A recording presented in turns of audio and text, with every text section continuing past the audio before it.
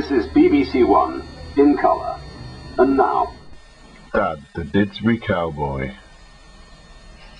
Yeah. Well, I'm a retired deputy headmaster from a local school. My age now is 75. I retired just before the age of 60 because Maggie Thatcher wanted to get rid of a few of us. And the going was good, so I left. So I've been retired now since 1980. 17 years. Still going. Ready to that for the egg. Yippee are your pie, oh, yippee are your pie. I had a friend who played in a band. He found out that I like walking, I like the countryside.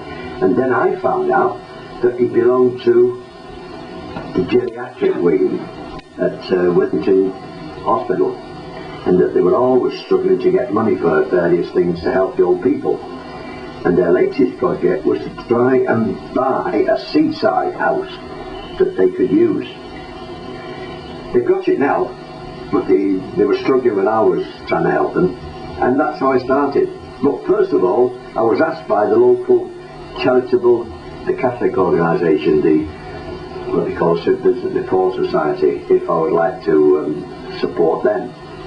And I got money to send an old person to Lourdes. You've heard of Lourdes? Yes. Anyway, from there I started doing other things. Now let's see, I helped that Withington Hospital geriatric wing by doing the Pennine Way. I forget what monies now. I also tried to help another organisation that's well known in Manchester, St Anne's Hospice, but they didn't seem to be very concerned about meeting me to have my cheque passed over, so that put me off them. I got the impression that they were getting plenty of help in other directions, so I concentrated on helping Withington.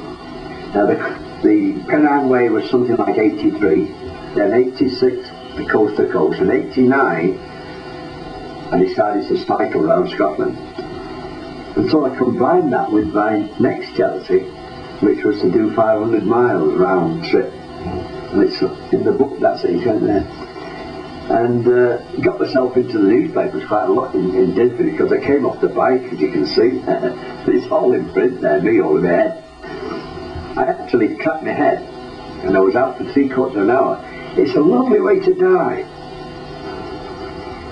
I'm not kidding you. If there's a good way of dying, get yourself ready and throw yourself off somewhere. No, not now, maybe next week somehow. So then I decided that I have to find some other way. And about that time, it was somewhere about 92, 93, 1992, 93 it was, the youngest lad said to me, "Here's a guitar for you, Dad." I had to then teach myself how to play the guitar. And Gerard, the youngest lad, said he got a book. "This will help me, Dad." And it was brilliant. For somebody like myself who's done music anyway, I knew how to read music at the piano. I knew how to teach kids a bit of music at school. Not brilliantly, but a little. And I got through this book up to halfway. Now you go beyond halfway and you want onto Spanish guitar. I didn't want it any that. I just wanted to do something in place of walking. So I thought, walking will do, mate. Break these chains from my heart, set me free. It now seems you have lost your love for me. Have you got groupies yet? Groupies, oh yeah. Oh, I can tell you stories about that. That always happens. It's amazing about groupies. Young girls, Barbara's age,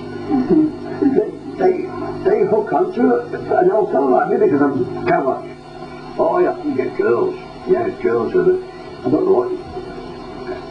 I sometimes have asked them and I've got all sorts of replies. Say, what turned you on? And say, oh, I like the way you dress, you know, things like that, all sorts of that things.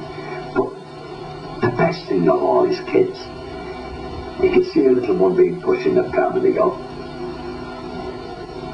the way you look, the eyes. Sometimes you don't let a laugh or cry. It's so moving, you know. You see the mesmer in their observation. took my girl to the picture show just the other day. When I asked her to hold my hand, here's what she did say. She said, "No, not now. No, not now. No, not now. Maybe next week somehow." Took that girl home to the door, asked her for the kiss. Quickly turned away from me, said to me, said that she said that